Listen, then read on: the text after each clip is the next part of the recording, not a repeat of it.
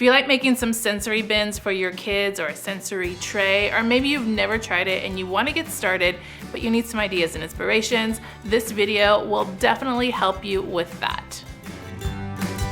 Hey you guys, it's Christina from the Purple Alphabet. We like to talk about sensory play here. And with sensory play, we like to do sensory bins. Now I have a couple of videos that talk about sensory bins, gives you ideas and inspirations on how to set one up. But in today's video, I'm focusing specifically on the sensory base. The sensory base is basically what makes up the sensory material, the thing that you're gonna touch and play with and manipulate. There are other things that you can add to a sensory bin like tools or manipulative, and we'll save those for another video. But today we're going to focus on the bases of what you can start off your sensory box with.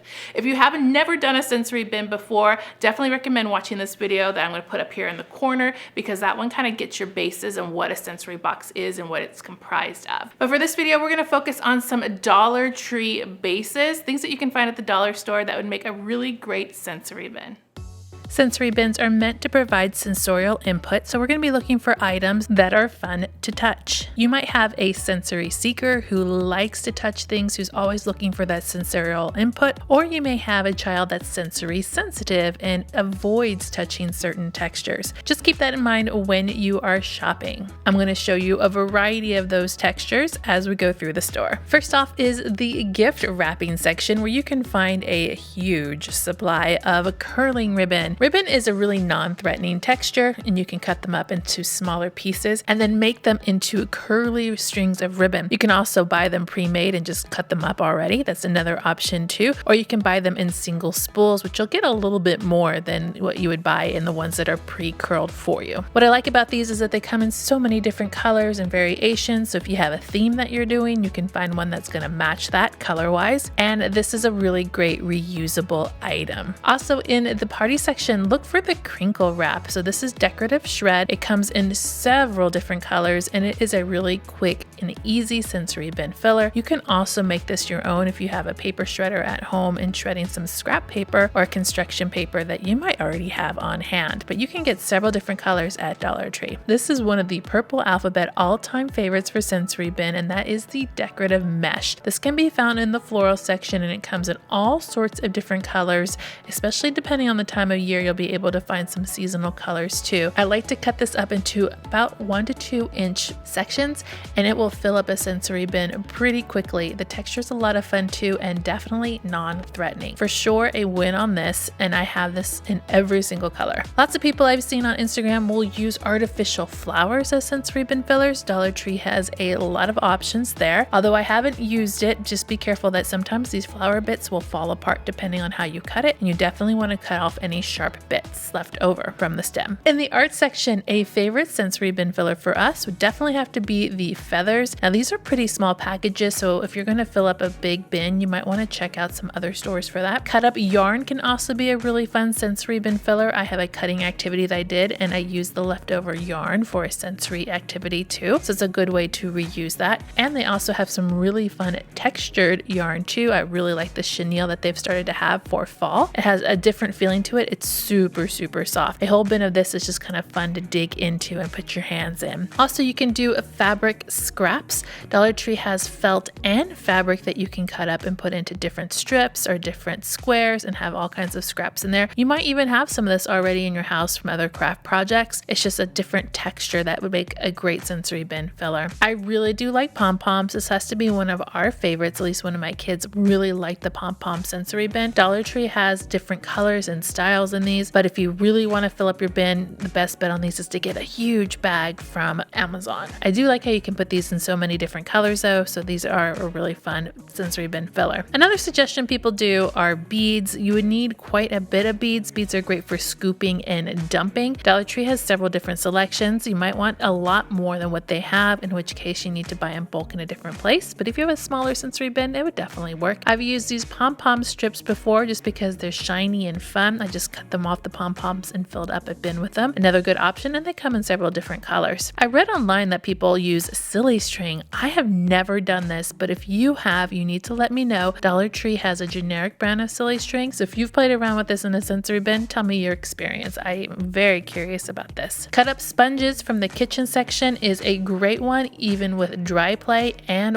water play. You just cut them up into strips, into shapes, into cubes, and they really make a fun sensory bin filler. Very non-threatening, and it's really fun to play with water. You can also take the mops and cut them up too, very similar to the yarn effect. So you just cut the long strips up and fill those up in a sensory bin. Very soft and easy to touch. Dollar Tree had 2 different styles and kind of 2 different textures, it looks like. So you have some options there. And if they ravel up, then that's okay too, because then you'll just have a different sensory bin filler. Straws is a very popular one and an easy one. If you're using these for lacing activities, you can use the leftovers for a sensory bin. Just cut them up in smaller chunks, like 1 inch to 2 inch wide. They have different colors too, so you can choose that. And sometimes they have different sizes, so you can choose which one you want to fill up your sensory bin with. This is also great to string yarn through, especially if you make the straw bits really small. In the party section, they have party straws too in a whole bunch of different colors. These are all paper straws. I've used these in Tinker bins for building. These are really cool because they come in different colors and designs too. Heading over to the food section, some people don't like to use food, and I completely understand that, but things like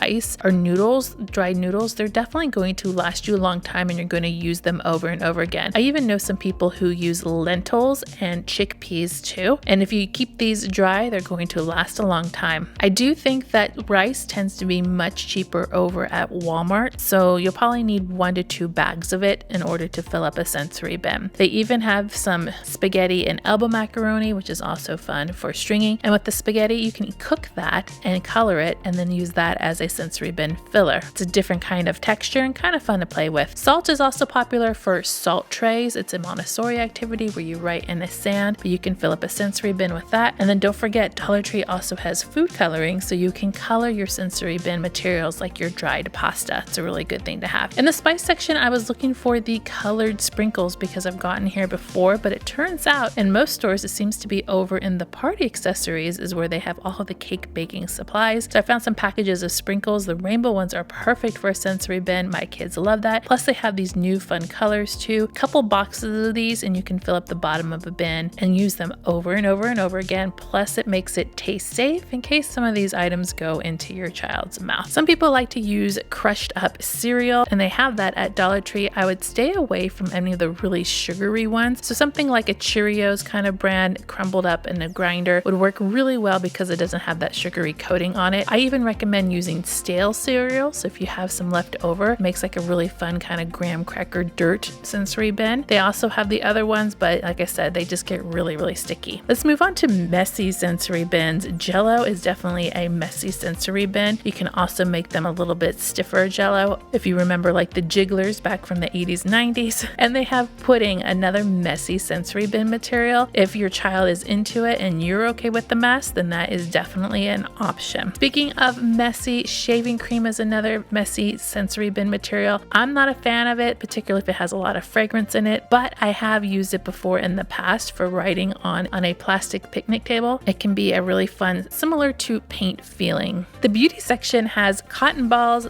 similar to the pom-poms. It's another fun sensory base, really easy to put together. You probably already have a bag under your sink right now. And then in the baby section, a really non-threatening sensory bin would be these little washcloths. A whole bunch of these into a bin similar to your paper scraps would make a really interesting sensory bin with a lot of texture. This is also great for a fill and dump sort of thing for your younger kids, like your toddlers, where you can take the washcloths, fill them up, and then dump them out of your container. Very little mess and very amusing for a toddler. Always, always, always check the holiday section. So right now we have a lot of Halloween things going on. So something like the garland, this can be cut into smaller chunks and fill up a sensory bin, and it's kind of a theme already done for you, the Halloween theme. Nice and shiny. You can mix them up and do different colors. I also found some of that decorative mesh tubing, which is amazing because they come in the holiday colors too. So if you have a theme, you can pull that apart, or you could use these in other times of the year. Right now in the Halloween section, they also have the spider web, which would make a really interesting sensory bin. It's kind of sticky, things stick into it, but you could hide spiders in there and you can try and pull them out. Let's talk about a few things not to use, and I would not recommend the sand in the floral section. This is very dusty. It is not made for children play. It's meant for decorative purposes. I would definitely steer away from that. Even the gravel and rocks in here, I would stay away from, just because it is very, very dusty and not made for play. These little glass pebbles I have used, and I think they're totally fine. They're great as manipulatives if you have a child who is not an oral